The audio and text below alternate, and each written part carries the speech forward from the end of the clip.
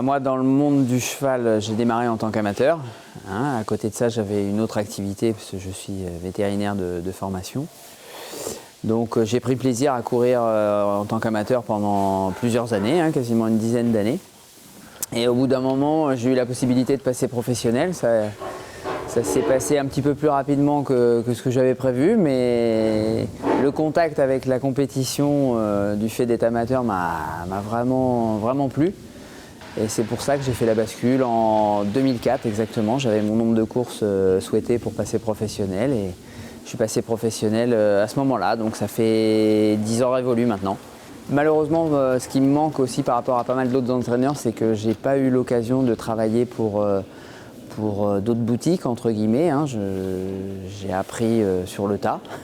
Je suis venu en Normandie au Haras de Vauvert, où j'ai fait mes premières armes, où j'ai pu, par l'intermédiaire de Jacques Lemay, regretté maintenant, qui a quand même pu me confier certains chevaux très intéressants, comme l'Adi de Vauvert, l'Œil de Vauvert, Joly de Vauvert, des chevaux où j'ai pu figurer à un niveau très correct. Et ensuite, j'ai pu toucher une jument à eux qui s'appelait Popstar. J'ai pu figurer groupe 1 avec elle et puis un groupe 2. C'était super sympa pour moi d'accéder assez rapidement finalement à ce niveau-là, parce que ça faisait que 2 ans et demi, 3 ans à peine que j'étais passé pro. Donc c'était déjà exceptionnel d'avoir ces résultats aussi rapidement finalement. Mais on essaye effectivement de tirer profit de ce qui se passe ailleurs en regardant, en posant des questions. Voilà.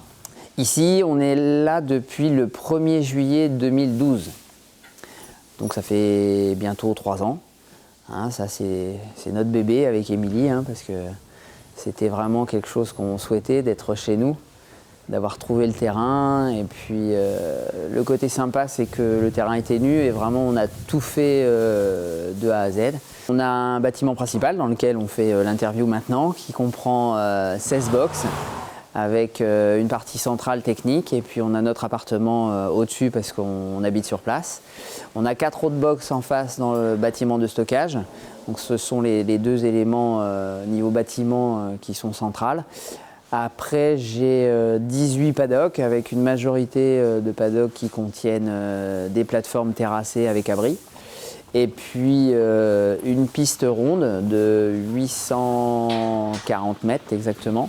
Et les 2 lignes droites sont prolongées, ce qui me fait une pseudo-ligne droite avec une courbe au milieu de 940 mètres.